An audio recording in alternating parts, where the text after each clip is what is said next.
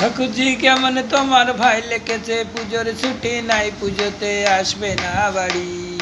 বলো তো লাগে কেমন আমার এই কপাল এমন, ভাল লাগে না চাই। ঠাকুরজি কেমন তোমার ভাই লিখেছে পুজোর ছুটি নাই, পুজোতে আসবে না বাড়ি।